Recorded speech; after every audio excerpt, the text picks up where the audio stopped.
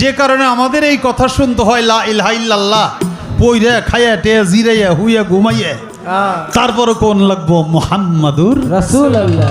রাসূলুল্লাহ। কেন লা ইলাহা ইল্লাল্লাহ একসাথে মুহাম্মাদুর রাসূলুল্লাহ বললে আল্লাহর সাথে রসুলকে শরীক করা হয়ে গেল, আমাদের শিরক হয়ে গেল।